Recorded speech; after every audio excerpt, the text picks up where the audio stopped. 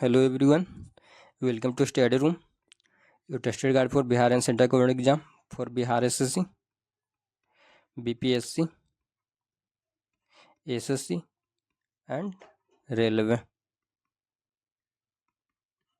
आज हम लोग बीपीएससी ट्री का प्रीवियस ईयर क्वेश्चन करेंगे मैथ का।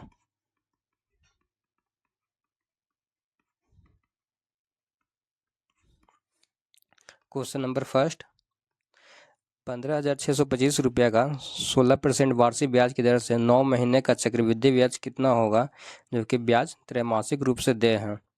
तो प्रिंसिपल कितना दिया हुआ 15,625 और त्रैमासिक बोल रहा क्वार्टरली, तो इसमें दर कितना हो जाएगा, दर हो जाएगा r बराबर r/4 और समय कितना हो जाएगा t बराबर 40 हो जाएगा।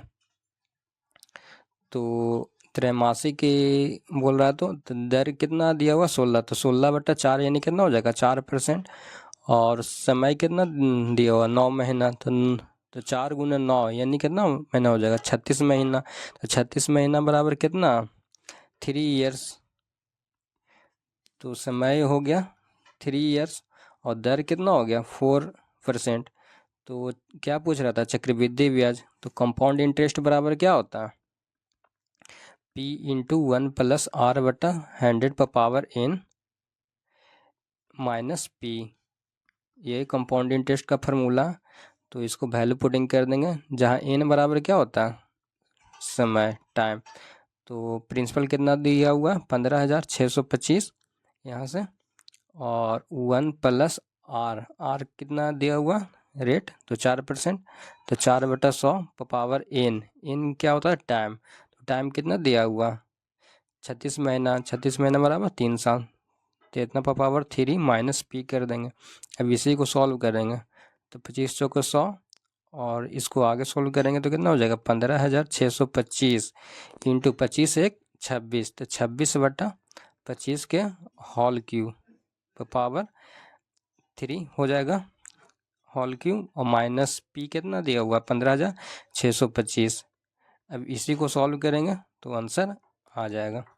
इसमें कुछ नहीं था, बस त्रैमासिक बोल रहा था, तो रेट कितना हो जाएगा 1/4 हो जाएगा रेट का। तो 16% था, तो 16% का 1/4 कितना हो जाएगा 4%। और महीना कितना हो जाएगा, समय कितना दिया होगा, तो 9 महीना, तो 9 चौको 4 गुना हो जाता है। दर भी 1/4 हो जाता है और समय 4 गुना हो जाता है। तो 9 चौको 36 महीना, तो 36 महीना बराबर कितना साल हो जाएगा 3 साल। तो अब वही वैल्यू पुटिंग कर दें, कंपाउंड इंटरेस्ट का फार्मूला ये है। प्रिंसिपल दिया हुआ था 15,625, तो 15,625 × 1 + r/100, तो r का वैल्यू 4%, 4/100 पावर n समय होता है तो 3 और -P, तो P का वैल्यू कितना था, तो 15,625, 15,625।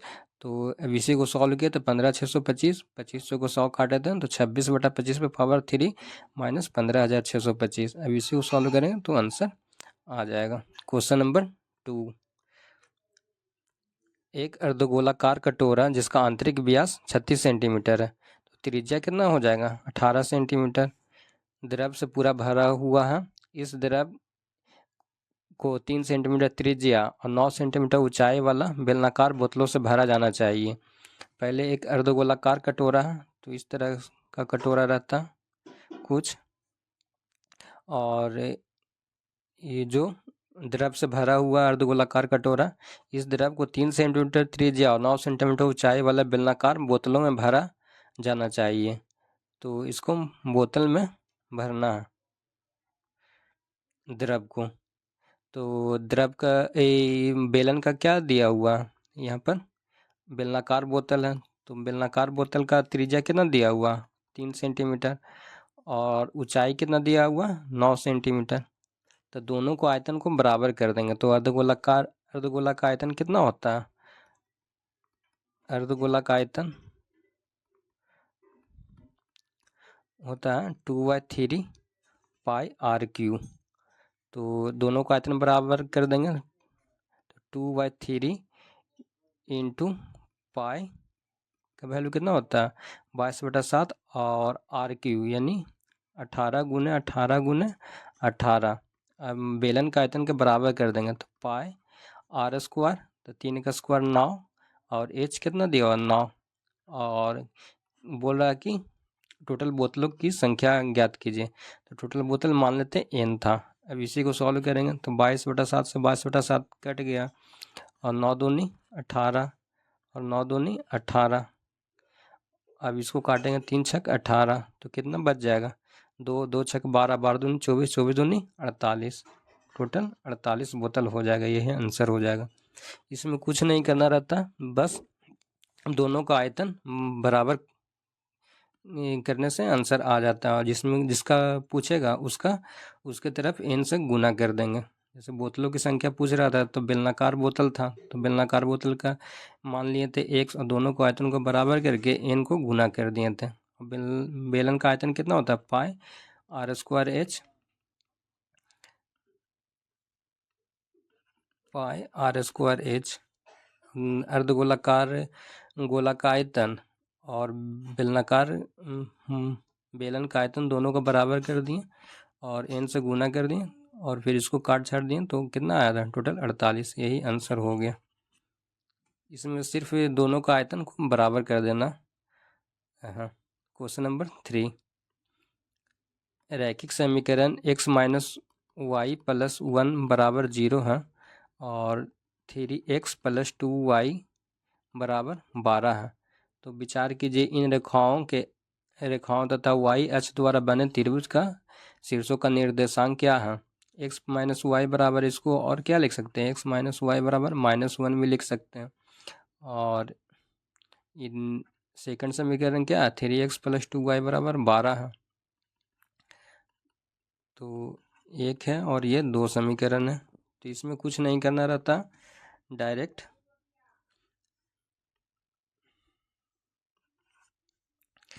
इसका वैल्यू पुटिंग से इसको आंसर लाएंगे। तो x का वैल्यू मान लेते हैं, x का वैल्यू 2 है, और y का वैल्यू कितना है, -1 है। तो x का वैल्यू अगर 2 रखते हैं समीकरण 1 में, तो 2, और y का वैल्यू कितना है -1, तो माइनस माइनस कितना हो जाएगा +1, तो 2 + 1 बराबर 3 आता है। तो 3 -1 के को बराबर होगा नहीं, तो ये नहीं होगा आंसर। 2 - 1, अब ऑप्शन नंबर 2 इसको भी चेक कर सकते हैं, 0 और 5 का। तो x का वैल्यू अगर 0 रखते हैं और y का वैल्यू 5 रखते हैं, तो 0 - 5 बराबर कितना होता है, -5। तो -5 -1 के बराबर होता है, तो ये नहीं होगा, इसलिए ऑप्शन नंबर 1 गलत हो जाएगा। ऑप्शन नंबर 2 रखते हैं। तो x का वैल्यू 2 और y का वैल्यू -1, तो x का वैल्यू 2 रखते हैं, तो 2, और y का वैल्यू -1, तो ये नहीं हुआ, तो ये हो जाएगा, दोनों का तो सेम ही था, तो ये भी नहीं होगा। और 5 और 0 है, तो x का वैल्यू 5 रखते हैं, y का वैल्यू 0, तो 5 में से 0 गया, यानी 5, तो 5 -1 के तो बराबर नहीं है, तो ये भी नहीं होगा। ऑप्शन नंबर 3 चेक करेंगे, तो x का वैल्यू 2 और y का वैल्यू 3, तो x माइनस वाई बराबर कितना दिया हुआ -1, तो x का वैल्यू 2 रखते हैं, और y का वैल्यू 3 है, तो 2 - 3 बराबर कितना होगा -1, तो -1 के तो बराबर है, यानी ये वैल्यू सिद्ध हो रहा है। अब x का वैल्यू 0 रखते हैं और y का वैल्यू 1, तो 0 - 1 बराबर कितना हो जाता है -1, 0 - 1 बराबर -1, तो ये भी सेटिस्फाइड कर रहा। अब 0 और 6 रखते हैं, तो इसमें तो नहीं सेटिस्फाइड हो रहा है, तो सेकंड समीकरण में रखेंगे। सेकंड समीकरण क्या है, 3x + 2y बराबर 12 है, तो इसका वैल्यू 0 रखते हैं, तो 0 + 2y बराबर 12, तो 2y बराबर कितना हो जाएगा 12, तो y बराबर कितना हो जाएगा 2 छक 12, यानी y बराबर 6, यानी ये तीनों सेटिस्फाइड कर रहा है, इसलिए ऑप्शन 3 हो जाएगा आंसर। इसमें कुछ नहीं था, खाली वैल्यू पुटिंग था, उसको चेक करना था कि सेटिस्फाइड कर रहा है या नहीं। तो ये दोनों तो नहीं कर रहा था, ये कर रहा था, तो यही आंसर हो जाएगा। आप लोग एक बार खुद से ट्राई कीजिए। ये सब बीपीएससी ट्री का प्रीवियस ईयर का क्वेश्चन है। ये सब मेथड से आप लोग एक बार ट्राई करके बनाइए, ट्राई कीजिए।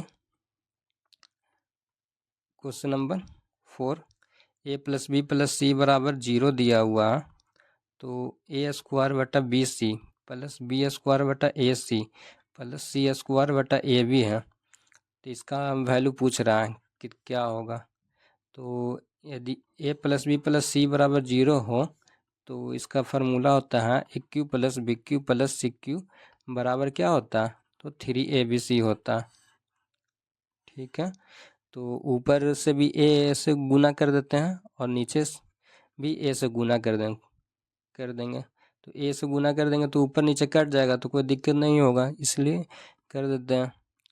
और ऊपर भी बी से गुना कर दिए और नीचे भी बी से गुना कर दिए, ऊपर भी सी से गुना कर दिए और नीचे भी सी से गुना कर दिए। तो एक क्यू हो गया, ऊपर बी क्यू हो गया, सी क्यू हो गया और नीचे क्या हो जाएगा, ए बी सी हो जाएगा। तो अब एलसीएम लेंगे तो ए बी सी हो जाएगा। तो ऊपर कितना बचेगा, a cube plus b cube plus c cube. तो जब यदि a plus b plus c बराबर 0 हो तो a cube plus b cube plus c cube बराबर कितना हो जाएगा, 3ABC। तो 3ABC बटा ए बी सी। ये सिर्फ एक ही कंडीशन में लागू होता है जब ए प्लस बी प्लस सी बराबर 0 हो। तो ए बी सी से कट जाएगा तो कितना बचेगा, 3। यही आंसर हो जाएगा। सिर्फ ऊपर ए से किए और बी से, ए बी और सी से ऊपर नीचे गुना किए। तो क्वेश्चन नंबर 5,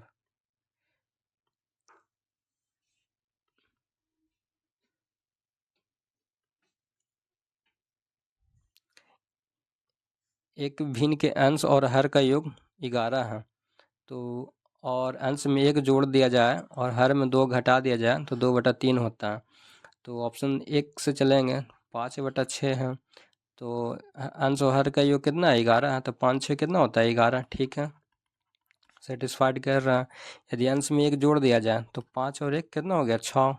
और हर में 2 घटा दिया जाए तो 6 में से 2 घटा दिए, 6 में से 2 गया 4, यानी 3 और 2, 3/2। तो यहाँ पर क्या बोल रहा है, 2/3। तो ये तो गलत हो गया ऑप्शन नंबर 1। इसी तरह ऑप्शन नंबर बी में चलेंगे, 6/5 है। तो 6 5 का दोनों का एडिशन कितना है, 11। इस है और आगे करेंगे, ये अंश में 1 जोड़ दिया जाए तो अंश में 1 जोड़ दिए और हर में 2 घटाने के लिए बोल रहा था तो घटा दें तो 6 1 7/3। तो ये भी नहीं होगा। ऑप्शन नंबर 3 चेक करेंगे, 3/8 है। 3 और 8 का एडिशन कितना है, 11 है। और अंश में बोल रहा है क्या, 1 जोड़ने के लिए तो 1 जोड़ दिए और हर में बोल रहा है 2 घटाने के लिए तो घटा दिए। तो 3 1 4 और 8 में से 2 गया तो 6। अब इसी को सॉल्व करेंगे तो 2 और 3, 2/3 हो जाएगा। यही answer, option number C. Question number 6, 10 वर्ष पहले रमेश और राजीव की आयु का अनुपात कितना था, तो 1:3 था। अब से 5 वर्ष बाद यह अनुपात 2/3 हो जाता है। तो वर्तमान में उनकी आयु का अनुपात कितना था, तो रमेश का मान लेते हैं x है, रमेश का मान लेते हैं x और राजीव का मान लेते हैं y है। तो 10 वर्ष पहले बोल रहा है, 10 वर्ष पहले तो 10 माइनस कर दें, 10 x - 10 बटा y - 10 का अनुपात कितना है, 1/3। और अब क्या बोल रहा है, अब से 5 वर्ष बाद x + 5 और y + 5 का अनुपात कितना हो जाता है, 2/3। अब इसी को समीकरण को सॉल्व करेंगे, क्रॉस मल्टीप्लिकेशन। तो 3x - 30 बराबर y - 10। तो 3x - y बराबर कितना हो जाएगा, -30 इधर है तो बराबर को उधर जाएगा तो क्या हो जाएगा, 30। तो 30 में से 10 गया 20, समीकरण 1 बन गया। यहाँ से समीकरण सॉल्व करेंगे तो 3x + 15 बराबर 2y + 10। 3x - 2y बराबर 15 इधर है बराबर के तो उधर जाएगा तो माइनस में चल जाएगा। तो -15 + 10 यानी -5 हो जाएगा। अब इसी को सॉल्व करेंगे, समीकरण 1 ये है और समीकरण 2 यहाँ पर है। तो इसको एक जगह दोनों को कर लेते हैं, 3x - 2y बराबर -5 है, ये समीकरण 2। अब इसी को सॉल्व करेंगे तो माइनस दोनों प्लस हैं तो यहाँ पर घटा देंगे तो माइनस, तो प्लस के नीचे क्या हो जाएगा, माइनस, और माइनस के नीचे क्या हो जाएगा, प्लस, माइनस के नीचे क्या हो जाएगा, प्लस। घटाएंगे दोनों को तो, क्योंकि दोनों 3x घटेगा तो कितना हो जाएगा, x कट जाएगा दोनों का।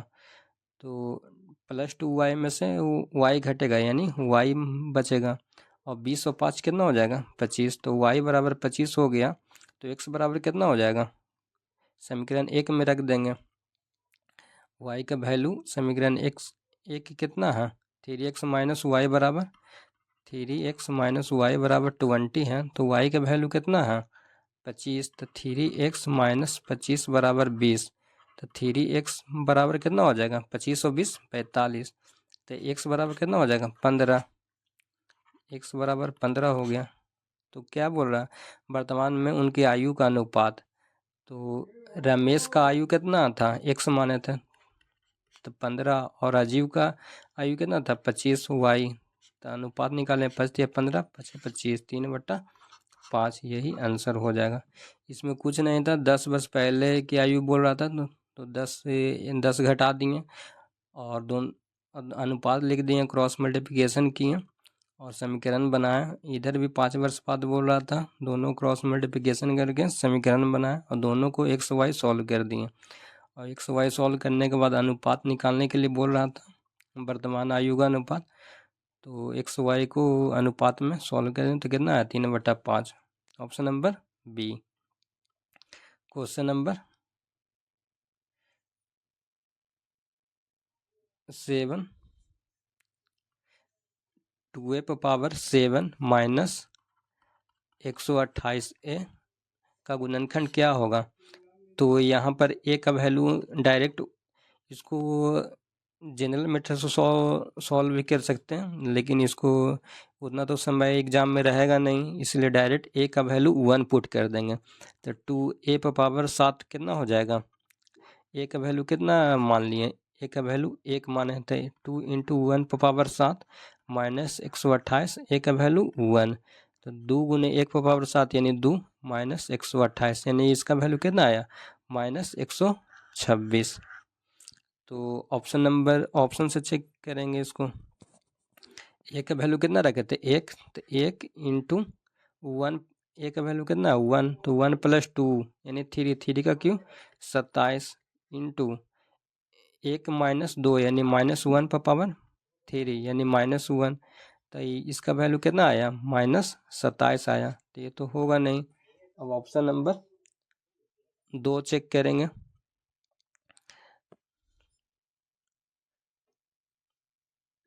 ऑप्शन नंबर 2, ऑप्शन नंबर इसी तरह 2 रखेंगे।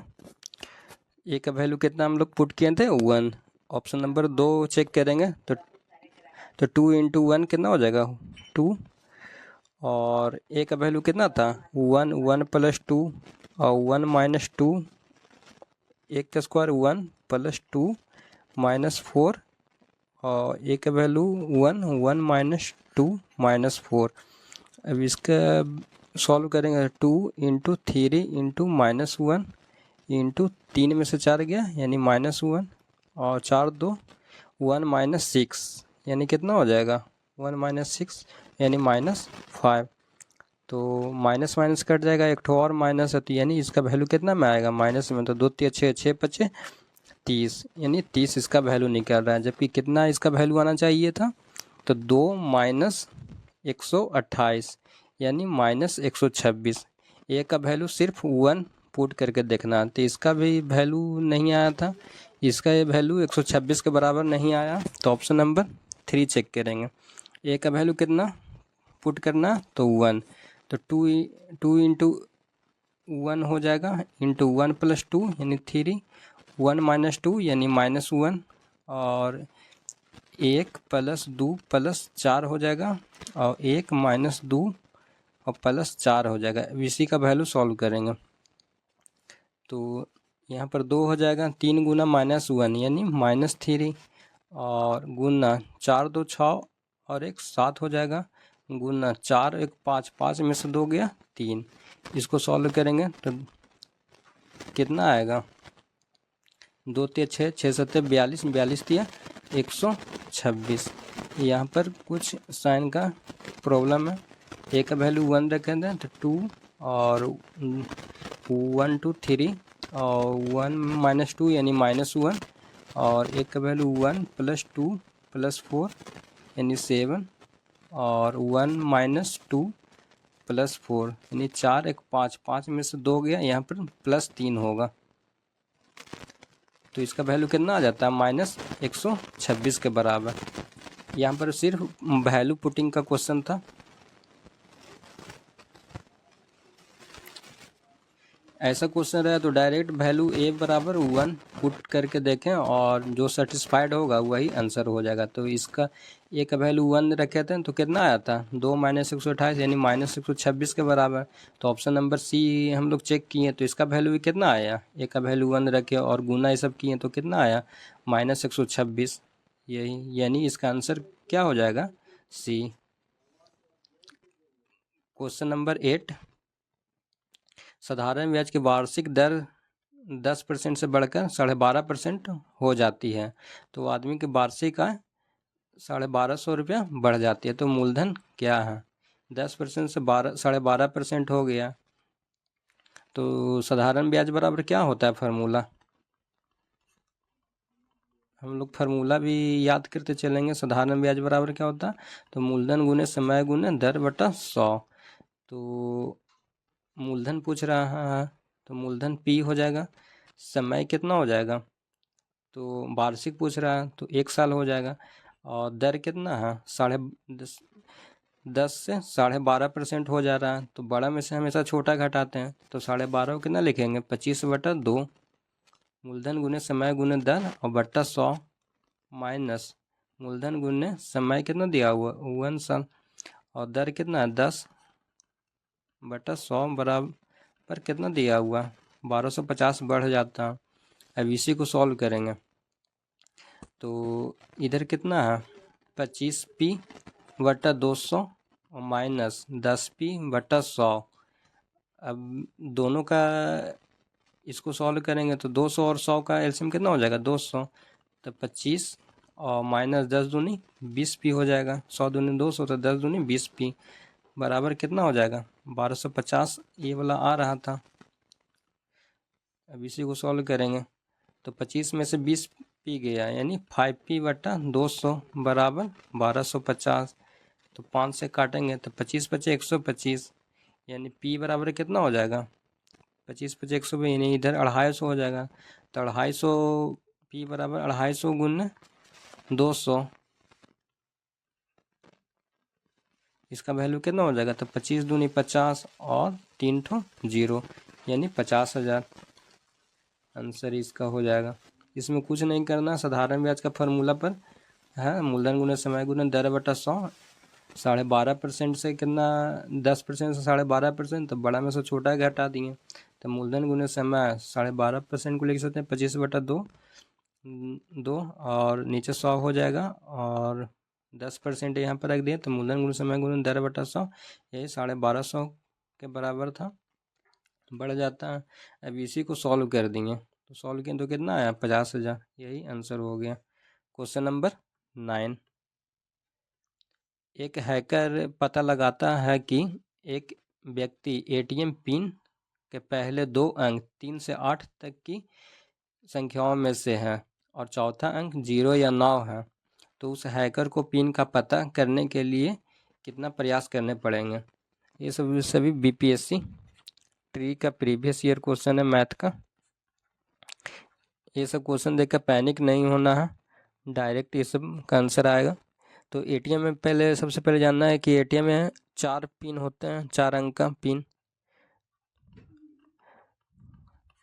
तो पहला पिन, दूसरा पिन, तीसरा पिन और चौथा पिन। डायरेक्ट इसमें क्या बोल रहा है कि पहले 2 अंक 3 से 8 तक की संख्याओं में है। तो पहला 2 अंक यानी ये और ये कितना 2 अंक हैं 3 से 8 तक की संख्याओं में से हैं। तो 3 होगा, 4 होगा, 5 होगा, 6 होगा, 7 होगा, 8 होगा। यही संख्या में से है पहला 2 पिन यानी पहला और दूसरा। तो टोटल कितना संख्या हो गया 1 2 3 4 5 6 यानी पहला 6 अंक का हो सकता है और ये भी दूसरा भी 6 अंक का हो सकता है। और क्या बोल रहा है, और चौथा अंक 0 या 9 है। तो चौथा अंक 0 या 9 है यानी कितना अंक 2 अंक का होगा ये। तो पहला दूसरा बता दिया गया और चौथा ही बता दिया गया है, तो तीसरा कितना होगा? तो जब भी होगा तो 0 होगा, 1 होगा, 2 होगा, 3 होगा, 4 होगा, 5 होगा, 6 होगा, 7 होगा, 8 होगा, 9 होगा। यही संख्या में से कोई होगा तीसरा पिन। तो 9 0 भी हो सकता है, 1 भी हो सकता है, 2 3 4 5, इस तरह से 9 तक हो सकता है। तो टोटल कितना अंक हो गया? 9 और 1 10 अंक। तो यहाँ पर 10 अंक तक हो सकता है। अब इसी को गुना कर देंगे तो कितना आ जाएगा आंसर? 6 छक 36, 36 दहा 360, 360 दूनी यानी 720। यही आंसर हो जाएगा, ऑप्शन नंबर सी। इसमें कुछ नहीं करना था। पहले एटीएम का 4 अंक का पिन होता है, तो पहला 2 अंक 3 से 8 तक था, यानी टोटल 3 से 8 तक, यानी टोटल नंबर कितना हो गया? 6। तो पहला 2 अंक 6 अंक का 6 और 6 लिख दिए, और चौथा 0 या 9 था, यानी 2 हो सकता है, या तो 0 होगा या तो 9 होगा। तो 2 प्रोबेबिलिटी मान ली है। और तीसरा अंक के बारे में नहीं बताया गया, तो तीसरा अंक क्या हो सकता है? 0 से लेकर 9 तक, यानी टोटल 10 अंक। अब इसी को गुना कर दिए तो यही 720 के बराबर आया। यही आंसर हो गया क्वेश्चन नंबर 10। x पर power a into B minus सी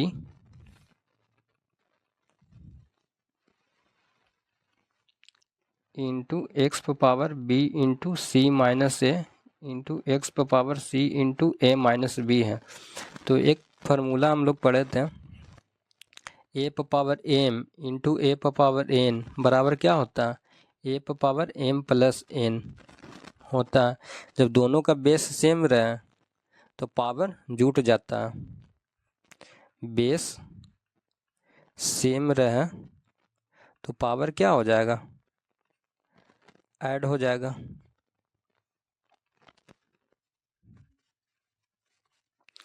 तो बेस तीनों का क्या है? सेम है, तो सेम लिख दिए। और पावर क्या हो जाएगा? तीनों का बेस सेम है सभी का, तो पावर क्या हो जाएगा? ऐड हो जाएगा। तो A into B minus C यानी A B minus A C हो जाएगा, और plus B C minus A B हो जाएगा, और फिर प्लस हो जाएगा सी ए माइनस ए बी हो जाएगा। अब इसी को सॉल्व करेंगे तो ए बी और ए बी कट गया, ए सी और ए सी कट गया, बी सी और यहाँ से बी सी होगा, सी ए माइनस बी सी तो ए बी कट गया, बी सी कट गया, और सी ए कट गया। तो एक्स पावर कितना बचा? 0। सब कट गया था यानी 0 बचा। तो एक्स पावर 0 बराबर कितना होता है? वैल्यू 1। कोई भी संख्या पे पावर, कोई भी नंबर पे पावर कितना होगा? 0 रहेगा तो उसका वैल्यू 1 आएगा। तो एक्स पावर यहाँ सब कट कर 0 आ गया था। इसको मल्टीप्लाई किए तो A B minus A C, B C minus A B, और C A minus B C. तो सब A B B C A cut गया तो एक्स पावर 0 बचा। तो एक्स पावर 0 का वैल्यू कितना होता है? 1। यही आंसर हो गया। Thanks for watching this video. Hit the subscribe button, join our YouTube channel study room 183। Thank you. इसी तरह हम लोग सभी बीपीएससी ट्री का प्रीवियस ईयर का क्वेश्चन मैथ का कर लेंगे। वीडियो अच्छा लगा तो चैनल को सब्सक्राइब करें और शेयर करें।